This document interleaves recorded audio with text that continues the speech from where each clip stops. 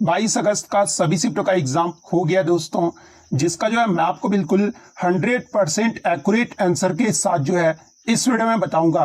तो देख लेते हैं कि किस प्रकार के जो है आज आपके 22 अगस्त के सभी शिफ्टों के एग्जाम में जो है प्रश्न पूछे गए हैं। उससे पहले एक बात और दोस्तों कि जिन्होंने भी अगर चैनल को सब्सक्राइब नहीं किया है तो रेलवे ग्रुप डी से रिलेटेड पल पल की अपडेट के लिए जो है चैनल को सब्सक्राइब जरूर कर दीजिएगा और बगल में ही आपको एक बेल आइकन यानी घंटे का निशान भी दिख रहा होगा, तो आप उसे भी जो है जरूर प्रेस कर दीजिएगा। तो चलिए वीडियो को स्टार्ट करते हैं। तो आज का जो आपका पहला क्वेश्चन आया था कि चौरी चौरा हत्याकांड ये जो है कब हुआ था। तो देखिए चौरी चौरा जो हत्याकांड है ना, ये आपका 4 फरवरी 1922 को हुआ था। तो 4 फरवरी 1922 आपका करेक्ट आंसर होगा। नेक्स्ट क्वेश्चन आपका यहाँ पर आया था कि मार्च 2022 में भारत के मुख्य न्यायाधीश यानी चीफ जस्टिस ऑफ इंडिया ये जो है कौन थे। तो देखिए मैं आपको बता दूं कि मार्च 2022 में भारत के जो मुख्य न्यायाधीश थे ना, ये एन.बी. रमन्ना थे, जो कि भारत के 48वें मुख्य न्यायाधीश थे। तो एन.बी. रमन्ना आपका करेक्ट आंसर होगा। बात कर ले वर्तमान में भारत के मुख्य न्यायाधीश कौन है। तो देखिए वर्तमान में भारत के जो 49वें नंबर के मुख्य न्यायाधीश है ना, ये आपके जस्टिस उदय ललित है। तो उदय उमेश ललित आपको ध्यान में रखना है। नेक्स्ट क्वेश्चन आपका यहाँ पर आया था कि अटल पेंशन योजना की उम्र सीमा पूछी गई थी। तो देखिए मैं आपको बता दूं कि अटल पेंशन योजना में निवेश के लिए जो है किसी विशेष योग्यता की जरूरत नहीं होती है। देश का हर वह नागरिक निवेश कर सकता है जिनकी उम्र 18 से 40 वर्ष के बीच हो। तो 18 से 40 वर्ष आपका करेक्ट आंसर होगा। नेक्स्ट क्वेश्चन आपका यहाँ पर आया था कि भारत की पहली पैरा बैडमिंटन अकादमी जो है ये किस शहर में स्थापित किया गया है। तो देखिए हाल ही में भारत का पहला जो पैरा बैडमिंटन अकादमी है ना, ये उत्तर प्रदेश के लखनऊ शहर में स्थापित किया गया है। तो लखनऊ आपका करेक्ट आंसर होगा। नेक्स्ट क्वेश्चन आपका यहाँ पर आता है कि सागा दावा त्योहार ये जो है किस राज्य में मनाया जाता है। तो देखिए ये जो आपका सागा दावा फेस्टिवल है ना, ये जनरली भारत के सिक्किम और अरुणाचल प्रदेश राज्य में मनाए जाते हैं। तो बच्चे बता रहे थे कि सिक्किम ऑप्शन में नहीं दिया हुआ था, तो अरुणाचल प्रदेश अगर ऑप्शन में दिया होगा तो अरुणाचल प्रदेश आपका करेक्ट आंसर होगा। नेक्स्ट क्वेश्चन आपका यहाँ पर आता है कि जनवरी 2022 में आइजोल जिले के एबॉक प्रखंड में जो है स्थित कौन सा गाँव मिजोरम का जो है पहला ODF+ गाँव जो है ये बन गया है। तो देखिए ODF+ गांव होता क्या है। तो देखिए खुले में शौच से मुक्त गांव, जहां ठोस और तरल अपशिष्ट प्रबंधन की जो है पूरी व्यवस्था जो है वो बनाई गई है, उसे जो है ODF+ गांव जो है वो कहा जाता है। तो देखिए मैं आपको बता दूं कि जनवरी 2022 में आइजोल जिलों के एबॉक प्रखंड में स्थित दक्षिण मोबुआंग जो गांव है ना, ये मिजोरम का एक गांव है जो कि पहला जो ODF+ गांव बन गया है। तो दक्षिण मोबुआंग गांव आपका करेक्ट आंसर होगा। नेक्स्ट क्वेश्चन आपका यहाँ पर आता कि पावर ऑफ लेंस आपका दिया हुआ था। पावर ऑफ लेंस ये जो आपका P1 दिया हुआ था वो -1.5 डायोप्टर दिया हुआ था, और सेकंड जो पावर ऑफ लेंस दिया हुआ था यानी P2 दिया हुआ था वो आपका 3 डायोप्टर दिया हुआ था। तो फोकल लेंथ पूछा गया था। तो देखिए जब भी आपका पावर ऑफ लेंस 2 दिया रहे ना, तो उसको क्या किया जाता है कि पावर ऑफ लेंस को जो है जोड़ दिया जाता है P1 + P2। तो P1 + P2 हमारा कितना होगा। तो P1 हमारा -1.5 डायोप्टर दिया हुआ है और P2 जो हमारा वो 3 डायोप्टर दिया हुआ है। तो जब आप इसको कैलकुलेट करोगे तो कितना आएगा। सॉरी यहाँ पे क्वेश्चन में जो आपका 3.5 डायोप्टर दिया हुआ था। तो देखिए माइनस प्लस माइनस कितना होता है, तो माइनस होता है। तो 1.5 डायोप्टर में से 3 डायोप्टर को माइनस करोगे तो कितना आएगा, तो हमारा 2 डायोप्टर आएगा। यानी P हमारा कितना आएगा, तो P हमारा 2 डायोप्टर हो जाता है। फोकल लेंथ निकालने का फॉर्मूला आपको पता है कि F = क्या होता है, तो 1/P ये जो है फोकल लेंथ का फॉर्मूला होता है। तो P जो हमने अभी कैलकुलेट किया तो 1/2 डायोप्टर होगा। तो देखिए जैसा कि आपको पता है कि फोकल लेंथ जो होता है वो आपका मीटर में होता है। तो अगर सेंटीमीटर में ऑप्शन दिया था तो आपको 100 से जो है मल्टीप्लाई कर देना था। तो अगर सेंटीमीटर में आएगा तो 50 सेंटीमीटर जो है आपका करेक्ट आंसर होगा। जिन्होंने भी 50 सेंटीमीटर मारा है उनका यहाँ पे सही होगा। नेक्स्ट क्वेश्चन आपका यहाँ पर आता कि अनुच्छेद 12 से 35 ये जो है किस भाग में आता है। तो देखिए ये जो आपका आर्टिकल 12 से 35 है ना, ये आपका मौलिक अधिकारों से संबंधित है और ये जो आपका भाग 3 में निहित है। तो भाग 3 आपका यहाँ पे करेक्ट आंसर होगा। नेक्स्ट क्वेश्चन आपका यहाँ पर आता है कि 1000 वाट और 2000 वाट के उपकरण को जो है 4 घंटे तक जलाया जाए और ये जो है 10 दिन तक जले तो कितने यूनिट की जो बिजली की खपत है ना वो होगी पूछा गया। तो देखिए सबसे पहले तो आपका बल्ब का पावर दिया हुआ था। तो बल्ब का पावर कितना दिया हुआ था, तो 1000 वाट और 2000 वाट दिया हुआ था। तो बल्ब का पावर अब पहले हम लोग निकाल लेंगे। तो 1000 वाट और 2000 वाट को जो है सबसे पहले आपको ये जो है आपको प्लस कर लेना था। तो पावर जो बल्ब का पावर आएगा वो हमारा कितना आएगा, तो 3000 वाट ये जो है आपका बल्ब का पावर आ जाएगा। उसके बाद ये कितने घंटे जलता है, तो यानी 4 घंटे जलता है, यानी टी हमारा जो है वो 4 आवर्स दिया हुआ है। उसके बाद खपत की गई ऊर्जा के बारे में पूछा गया है, तो देखिए खपत की गई ऊर्जा का फॉर्मूला क्या होता है, तो P into T into D, D यानी डेज, जो आपका दिन होता है ना वो कितने दिन तक जला, तो 10 दिन तक जला। तो इस फॉर्मूले पे जो आपको पुट कर लेना था, तो इस फॉर्मूले पे जब आप पुट करोगे ना तो 12,000 वाट आवर जो आपका आएगा, लेकिन यूनिट में जो आपका किलो वाट आवर में आता है, तो जब आप इसको किलो वाट आवर में कन्वर्ट करोगे तो 120 किलोवाट आवर आपका करेक्ट आंसर होगा। नेक्स्ट क्वेश्चन आपका यहाँ पर आया था कि कोको बोरोइक त्रिपुरा की आधिकारिक भाषा को जो है 2022 में कौन सा संस्करण बनाया गया है, तो देखिए ये जो आपका कोको बोरोइक है ना ये त्रिपुरा की आधिकारिक भाषा है और 2022 में इसका जो है 44वां संस्करण बनाया गया है, तो 44वां आपका करेक्ट आंसर होगा। नेक्स्ट क्वेश्चन आपका यहाँ पर आता है कि which colour will be reflected the most when white light is dispersed from A prism, यानी जब सफेद प्रकाश एक प्रिज्म से होकर गुजरता है तो कौन से रंग का जो वर्ण विक्षेपण है ना ये सबसे अधिक होता है। तो जैसा कि आपको पता है कि जब सफेद प्रकाश एक प्रिज्म से होकर गुजरता है तो ये जो आपका 7 कलर में जो है वो डिवाइड होता है, जिसे जो है विबग्योर कहा जाता है। और इसमें जो सबसे रंग का जो वर्ण विक्षेपण है ना ये सबसे अधिक जो है वो बैगनी यानी वायलेट कलर का होता है, तो बैगनी आपका यहाँ पे करेक्ट आंसर होगा। वहीं अगर वेवलेंथ यानी तरंग दैर्घ्य की बात कर ले तो सबसे ज्यादा जो तरंग दैर्घ्य है ना ये लाल रंग का होता है, तो ये भी आपको ध्यान में रखना है।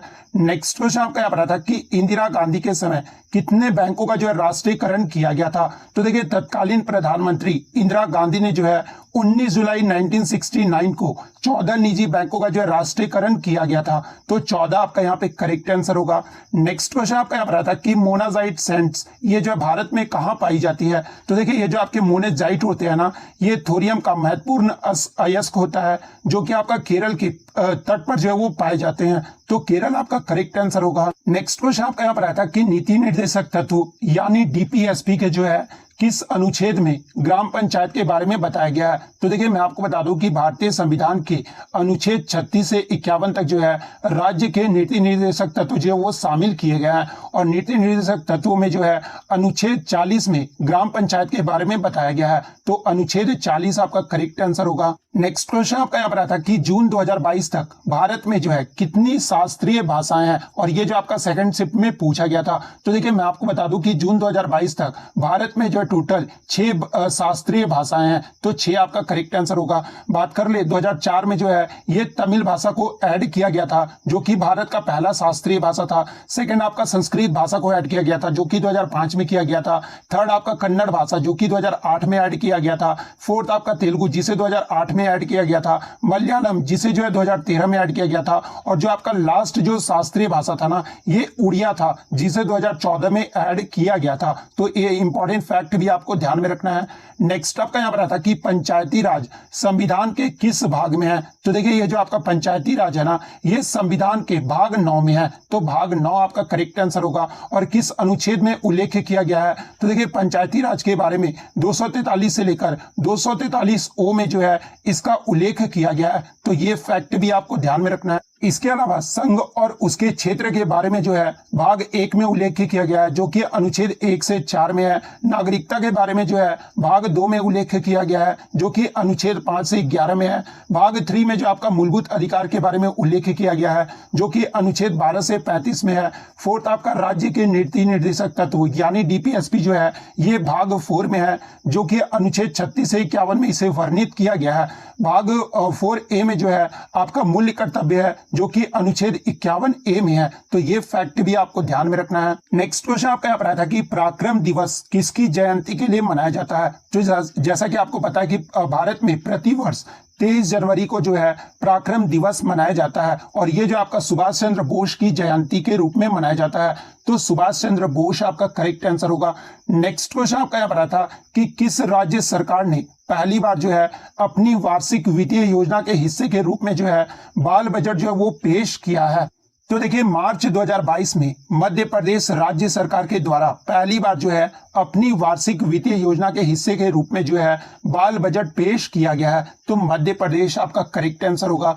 नेक्स्ट क्वेश्चन आपका यहाँ पर आता है कि 2022 ICC under 19 cricket world cup की उप विजेता टीम जो है ये कौन रही थी। तो देखिए मैं आपको बता दूं कि 2022 का जो ICC under 19 cricket world cup हुआ था ना, ये आपका वेस्ट इंडीज देश में आयोजित किया गया था, जिसका उप विजेता टीम जो है ये इंग्लैंड देश रहा था। वहीं अगर विजेता की बात कर ले तो विजेता जो है ये भारत देश रहा था। तो उप विजेता में इंग्लैंड आपका करेक्ट आंसर होगा। बात कर ले इसमें प्लेयर ऑफ द सीरीज कौन रहे थे, तो ये डेवाल्ड ब्रेविस रहे थे, जो कि साउथ अफ्रीका के खिलाड़ी हैं। इन्होंने जो है टोटल पूरे टूर्नामेंट में जो है 506 रन बनाए थे। बात कर ले मोस्ट विकेट, ये जो है किसने लिया था, तो ये दुनित वेलालेगे ने लिया था, जो कि श्रीलंका के खिलाड़ी थे। इन्होंने टोटल टूर्नामेंट में जो है 17 विकेट लिया था। वहीं अगर बात कर ले फाइनल मैच में मैन ऑफ द मैच कौन रहे थे, तो ये भारत के ऑलराउंडर राज बावा रहे थे। तो ये भी आपको ध्यान में रखना है। नेक्स्ट आपका यहाँ पर आया था कि किस राज्य सरकार ने गोंड जनजाति को जो है एसटी में शामिल किया है। तो देखिए मार्च 2022 में उत्तर प्रदेश राज्य सरकार ने जो है गोंड जनजाति को शेड्यूल ट्राइब में जो है इसे शामिल किया है। तो उत्तर प्रदेश आपका करेक्ट आंसर होगा। नेक्स्ट आपका यहाँ पर आता है कि 15वें वित्त आयोग के अध्यक्ष कौन है। तो देखिए 15वें जो वित्त आयोग के अध्यक्ष थे ना, ये एनके सिंह है। तो एनके सिंह आपका करेक्ट आंसर होगा। बात कर ले एनके सिंह का कार्यकाल, ये जो है कब से कब तक रहेगा, तो 2020 से लेकर 2025 तक जो है इनका कार्यकाल रहेगा। 14वें वित्त आयोग के अध्यक्ष कौन थे, तो ये डॉक्टर वाई रेड्डी थे। तो ये भी आपको ध्यान में रखना है। भारत के प्रथम वित्त आयोग के अध्यक्ष कौन थे, तो ये केसी नियोगी थे। बात कर ले वित्त आयोग, ये जो है किस अनुच्छेद में वर्णित है, तो ये आपका अनुच्छेद 280 में वर्णित है। नेक्स्ट क्वेश्चन आपका यहाँ पर आता है कि प्रोपेन, यहाँ पे प्रोपेन नहीं था, मैं आपको पहले ही क्लियर कर दूं। यहाँ पे जो आपका प्रोपीन दिया हुआ था, ठीक है, तो प्रोपीन का अगला समजातीय श्रेणी यानी जो होमोजीनियस कैटेगरी का चौथा सदस्य यानी यौगिक जो है वो कौन सा होगा। तो देखिए ये जो आपका प्रोपीन आता है वो किस में आ जाता है, तो CnH2n में ये जो आपका प्रोपीन जो है वो आ जाता है। और प्रोपीन का जो फॉर्मूला होता है ना वो C3H6, ये जो है प्रोपीन का फॉर्मूला होता है। और इसमें जो आपका चौथा सदस्य आएगा ना वो आपका क्या आएगा, तो C7H14, ये जो आपका चौथा सदस्य आएगा। तो C7H14 आपका यहाँ पे करेक्ट आंसर होगा। नेक्स्ट क्वेश्चन आपका यहाँ पर आता कि ये जो आपका इक्वेशन दे दिया था और पूछा गया था कि ये जो है किस प्रकार की अभिक्रिया है। तो देखिए जब भी आप मैग्नीशियम हाइड्रोक्साइड को हाइड्रोक्लोरिक एसिड के साथ जब आप रिएक्ट कराओगे ना, तो ये किस प्रकार का अभिक्रिया देगा, तो ये उदासीनीकरण अभिक्रिया यानी न्यूट्रलाइजेशन रिएक्शन जो है ये अभिक्रिया होगा। तो उदासीनीकरण अभिक्रिया आपका करेक्ट आंसर होगा। नेक्स्ट आपका यहाँ पर आया था कि आयरन ये जो है सबसे अधिक किसमें पाया जाता है, तो ऑप्शन में आपका दूध, मक्खन और गुड़ दिया हुआ था। तो देखिए गुड़ में जो है सबसे ज्यादा आयरन पाया जाता है ऑप्शन के अकॉर्डिंग, तो गुड़ आपका करेक्ट आंसर होगा। नेक्स्ट क्वेश्चन आपका यहाँ पर आता कि प्रिज्म का विचलन कोण ये जो है किनके मध्य होता है। तो देखिए ये जो आपका प्रिज्म है और इसमें कोई एक रे गुजर रहा है, ठीक है, तो इसका जो है विचलन कोण पूछा गया था। तो देखिए ये जो आपका विचलन हो रहा है ना यानी डेविएट जो हो रहा है उसी का कोण जो है ये पूछा गया था। तो देखिए प्रिज्म का जो विचलन कोण होता है ना ये एंगल ऑफ डेविएशन के मध्य होता है। तो एंगल ऑफ डेविएशन आपका करेक्ट आंसर होगा। नेक्स्ट आपका यहाँ पर आता कि सबसे अधिक संयोजी इलेक्ट्रॉन ये जो है निम्न में से किसमें होता है। तो देखिए सबसे पहले तो आप ये जान लीजिए कि संयोजी इलेक्ट्रॉन जो है वो क्या होता है। तो देखिए मैं आपको बता दूं कि किसी भी तत्व की जो बाह्यतम जो कोश होता है ना यानी जो आउटर मोस्ट सेल होता है उसमें उपस्थित जो इलेक्ट्रॉनों की संख्या होती है ना उसे जो है संयोजी इलेक्ट्रॉन कहा जाता है। तो एल्यूमिनियम का जो परमाणु क्रमांक है वो कितना होता है यानी एटॉमिक नंबर कितना होता है, तो एल्यूमिनियम का जो परमाणु क्रमांक होता है वो 13 होता है। और इसमें जो आपके संयोजी इलेक्ट्रॉन होंगे वो क्या होगा, 2 8 3, यानी जो आपका जो बाह्यतम जो इलेक्ट्रॉन होगा ना वो 3 होगा। तो इसका तो 3 होगा। बात कर ले फ्लोरीन के बारे में, तो देखिए फ्लोरीन का जो आपका ये आपका एटॉमिक नंबर होता है वो आपका 9 होता है। और इसके बाह्यतम कोश में कितना होगा, तो 2 और 7 यानी 7 जो है इसके बाह्यतम कोण में संयोजी इलेक्ट्रॉन होते हैं। थर्ड ऑप्शन जो है आपका कार्बन दिया हुआ है, तो कार्बन में बाह्यतम संयोजी इलेक्ट्रॉन कितने होते हैं, तो देखिए कार्बन का होता है 2 और 4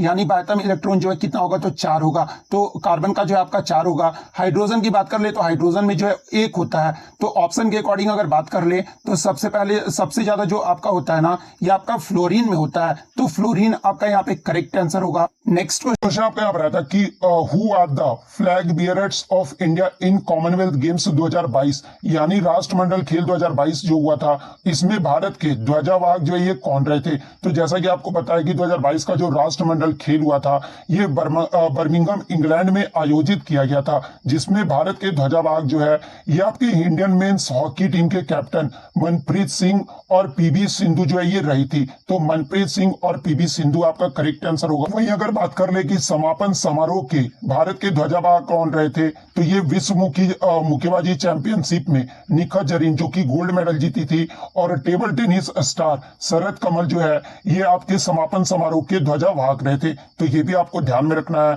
बात कर ले इसका मोटो क्या रहा था, तो sport is just the beginning इसका जो है मोटो रहा था। नेक्स्ट क्वेश्चन आपका यहाँ पर आता कि पीएच नंबर जो आपका दिया हुआ था, जो कि आपका ABCD के फॉर्म में दिया हुआ था, जहां पे ए का आपका 3 दिया हुआ था, बी का 7, सी का 11 और डी का जो है 9 दिया हुआ था, और पूछा गया था कि H+ आयन सांद्रता को जो है बढ़ते क्रम में बताना था। तो जैसा कि आपको पता है कि H+ आयन क्या होता है, तो सबसे अधिक जिसका पीएच वैल्यू होगा ना, वो सबसे कम जो है आयन सांद्रता होगा। यानी जो आपका 11 ये जो है सबसे अधिक है, तो इसका आयन जो सांद्रता वो सबसे कम होगा। तो सबसे पहले आपका 11 होगा, फिर आपका 9 होगा, उसके बाद 7 होगा, उसके बाद 3 होगा। यानी जो जिसका सबसे कम पीएच वैल्यू होता है ना, वो सबसे अधिक हाइड्रोजन आयन सांद्रता होता है। तो ये क्रम से जिन्होंने भी लगाया होगा उनका यहाँ पे करेक्ट आंसर होगा। नेक्स्ट आपका यहाँ पर आता है कि फ्लोएम ऊतक से पौधे में किसका संवहन होता है? तो देखिए फ्लोएम ऊतक से जो है ये पोषक तत्व का जो है संवहन होता है। तो पोषक तत्व आपका करेक्ट आंसर होगा। नेक्स्ट क्वेश्चन आपका यहाँ पर आता है कि O यानी ऑक्सीजन, लिथियम, फ्लोरीन और कार्बन में संयोजी इलेक्ट्रॉन का जो है सही क्रम बताना था। तो देखिए जैसा कि आपको पता है कि ऑक्सीजन में जो है आपके वैलेंस इलेक्ट्रॉन कितने होते हैं, तो 6 होता है। वहीं अगर कार्बन की बात कर ले तो कार्बन में जो आपका 4 होता है। उसके बाद अगर बात कर ले कि फ्लोरीन में कितना होता है, तो 7 वैलेंस इलेक्ट्रॉन होते हैं, और लिथियम में जो आपके मात्र 1 वैलेंस इलेक्ट्रॉन होते हैं। तो अगर सही क्रम की बात कर ले तो सही क्रम जो होगा वो आपका सबसे पहले फ्लोरीन होगा, उसके बाद ऑक्सीजन होगा, उसके बाद क्लोरीन होगा, उसके बाद जो आपका लिथियम होगा। तो इस क्रम से जिन्होंने भी लगाया होगा उनका यहाँ पे सही आंसर होगा। नेक्स्ट क्वेश्चन आपका यहाँ पर आता कि कोयले की स्थिति में पारदर्शिता लाने के लिए यानी पारदर्शिता लाने के उद्देश्य से कौन सा पोर्टल जो है वो लॉन्च किया गया है? तो देखिए मैं आपको बता दूं कि जनवरी 2022 में कोयले की स्थिति में पारदर्शिता लाने के उद्देश्य से जो है ये कोयला दर्पण नामक पोर्टल जो है वो लॉन्च किया गया है। तो कोयला दर्पण आपका करेक्ट आंसर होगा। नेक्स्ट क्वेश्चन आपका यहाँ पर आता है कि सिंधु दर्शन फेस्टिवल ये जो है किस यूटी यानी केंद्र शासित प्रदेश में जो है आयोजित किया जाता है? तो देखिए ये जो आपका सिंधु दर्शन फेस्टिवल है ना, ये लेह यानी लद्दाख में जो है ये आयोजित किया जाता है। तो लेह आपका करेक्ट आंसर होगा, जो कि गुरु पूर्णिमा को जो है आयोजित किया जाता है। नेक्स्ट क्वेश्चन आपका यहाँ पर आता कि हिमालय के पर्वत पर कौन सा पौधा जो है चोट लगने पर रोगाणुरोधक मरहम यानी एंटीसेप्टिक के रूप में जो है इसे उपयोग किया जाता है? तो देखिए इसके ऑप्शन 2 ही मुझे मिले हैं, जो कि धतूरा और ब्राही पुष्प दिया हुआ था। तो ये दोनों ऑप्शन ही जो आपका नहीं होगा। अगर दोनों ऑप्शन आपको इसके अलावा पता है तो आप कमेंट करके बता सकते हैं। नेक्स्ट क्वेश्चन आपका यहाँ पर आता कि एक उत्तल दर्पण का चित्र बना हुआ था जिसमें आपतित किरण को जो है वक्त्रा केंद्र से जो है वो गुजारा जाता है। तो परिवर्तन किरण का जो है कोण पूछा गया था। तो देखिए मान लीजिए कि कोई एक आपका ये उत्तल दर्पण है, और ये जो आपका जिसमें आपतित किरण को जो है आपका वक्रता केंद्र से गुजारा गया था, यानी ये जो आपका फोकस हो जाएगा और ये जो आपका सेंटर ऑफ कर्वेचर हो जाएगा। तो सेंटर ऑफ कर्वेचर से जो है कोई एक आपतित किरण को जो है वो गुजारा गया था। तो परिवर्तित किरण का जो कोण होगा वो कितना होगा? तो देखिए ये जो आपका परिवर्तित किरण का जो कोण है ना वो 0 डिग्री का होगा। तो 0 डिग्री आपका करेक्ट आंसर होगा। नेक्स्ट क्वेश्चन आपका यहाँ पर आता कि प्रतिरोध ये जो है किसके वक्रमानुपाती होता है, यानी जो ये जो आपके रेजिस्टेंस होते हैं ना ये किसके इनडायरेक्टली प्रोपोर्शनल होते हैं? तो देखिए आपको पता है, ये फॉर्मूला आपको पता होना चाहिए कि रेजिस्टेंस इक्वल टू क्या होता है, तो रो L/A होता है। यानी इनडायरेक्टली प्रोपोर्शन की अगर मैं बात कर लूं तो रेजिस्टेंस जो है ये आपका एरिया ऑफ क्रॉस सेक्शन का जो है वो इनडायरेक्टली प्रोपोर्शनल होता है। लेकिन बच्चे बता रहे थे कि जो है वो डायरेक्टली प्रोपोर्शनल पूछा गया था। तो देखिए यानी अनुक्रमानुपाती पूछा गया था। तो देखिए मैं आपको बता दूं कि रेजिस्टेंस का जो डायरेक्टली प्रोपोर्शनल यानी अनुक्रमानुपाती जो है ये आपका लेंथ होगा। तो लेंथ जो है आपका यहाँ पे करेक्ट आंसर होगा। नेक्स्ट क्वेश्चन आपका यहाँ पर आया था कि आपका मिरर का जो है आर दिया हुआ था जो कि -20 सेंटीमीटर दिया हुआ था और फोकल लेंथ पूछा गया था। तो ये मिरर का आपको फॉर्मूला पता होना चाहिए था कि R इक्वल टू क्या होता है, तो 2f होता है, sorry R equal to 2f होता है, तो f हमारा क्या आएगा, तो R/2 होगा और R हमारा कितना दिया हुआ है, तो -20 सेंटीमीटर दिया हुआ है, तो -10 सेंटीमीटर जिन्होंने भी मारा होगा ना उनका यहाँ पे सही हो जाएगा। नेक्स्ट क्वेश्चन आपका यहाँ पर आता कि करंट ले जाने वाले एक सीधे कंडक्टर वायर के जो है चारों ओर चुंबकीय क्षेत्र रेखाएं की दिशा को जो है ये किस नियम से ज्ञात किया जाता है। तो मान लीजिए कि कोई एक सीधा कंडक्टर वायर है जिसके चुंबकीय क्षेत्र दिशाओं को जो है ये दाहिने हाथ के अंगूठे के नियम का उपयोग करके जो है चुंबकीय क्षेत्र की दिशाओं की दिशा को जो है वो निर्धारित की जाती है। तो दाहिने हाथ के अंगूठे का नियम आपका करेक्ट आंसर होगा। नेक्स्ट क्वेश्चन आपका यहाँ पर आता कि मौलिक कर्तव्य ये जो है किस समिति की सिफारिश पर जोड़ा गया था। तो देखिए ये जो आपका मौलिक कर्तव्य था ना ये सरदार स्वर्ण सिंह समिति की अनुशंसा पर जो है इसे जोड़ा गया था। और किस संविधान संशोधन के द्वारा, तो संविधान के 42वें संविधान संशोधन जो कि 1976 में हुआ था, इसमें जो है मौलिक कर्तव्य को संविधान में जोड़ा गया था। बात कर ले मौलिक कर्तव्य ये जो है किस देश के संविधान से लिया गया है, तो इसे रूस देश के संविधान से लिया गया है। तो सरदार स्वर्ण सिंह समिति आपका करेक्ट आंसर होगा। नेक्स्ट आपका यहाँ पर आता है कि खाना जल्दी पकाने के लिए उसमें क्या डाला जाता है। तो देखिए खाना जल्दी पकाने के लिए जो है उसमें आपका बेकिंग सोडा जिसे सोडियम बाइकार्बोनेट भी कहा जाता है जिसका फॉर्मूला NaHCO3 होता है, तो सोडियम बाइकार्बोनेट जो उसमें डाला जाता है, तो सोडियम बाइकार्बोनेट आपका करेक्ट आंसर होगा। नेक्स्ट आपका यहाँ पर क्वेश्चन आया था कि जियोमोर्फोलॉजी में किसका अध्ययन किया जाता है। सॉरी यहाँ पे जियोमॉर्फोलॉजी होगा। तो देखिए जियोमॉर्फोलॉजी में भू आकृतीय और भू आकृतियों के विकास का जो है अध्ययन किया जाता है, तो भू आकृतियों आपका यहाँ पे करेक्ट आंसर होगा। नेक्स्ट क्वेश्चन आपका यहाँ पर आता कि बल्ब के फिलामेंट की क्या विशेषता है। तो देखिए बल्ब का जो फिलामेंट है ना ये टंगस्टन का बना होता है जिसमें आपके उच्च प्रतिरोध और उच्च गलनांक होते हैं, तो ये आपका करेक्ट आंसर होगा। नेक्स्ट क्वेश्चन आपका यहाँ पर आता है कि मार्च 2022 में नियो बैंक एवल फाइनेंस का अधिग्रहण करने के लिए जो है किसने एक समझौते पर हस्ताक्षर किया है। तो देखिए मैं आपको बता दूं कि मार्च 2022 में नियो बैंक एवल फाइनेंस का अधिग्रहण करने के लिए जो है ओला के साथ जो है समझौते पर हस्ताक्षर किया गया है, तो ओला आपका यहाँ पे करेक्ट आंसर होगा। नेक्स्ट आपका यहाँ पर आया था कि दोहरा परिसंचरण ये जो है किसमें नहीं होता है। तो जहाँ पे ऑप्शन में आपका सर्प, मेढक, गरुड़ और मत्स्य यानी मछली दिया हुआ था। तो सबसे पहले तो आप ये जान लीजिए कि दोहरा जो परिसंचरण है ना ये क्या होता है। तो देखिए शरीर में एक बार आपूर्ति करने के लिए रक्त हृदय से जो है वो 2 बार गुजारा जाता है, तो ये जो आपका दोहरा परिसंचरण होता है। और मछली में जो आपके 2 हार्ट चैम्बर होते हैं यानी जो ये आपका सिंगल सर्कुलेशन होता है, तो यानी मछली में जो है दोहरा परिसंचरण नहीं होता है, तो मछली आपका यहाँ पे करेक्ट आंसर होगा।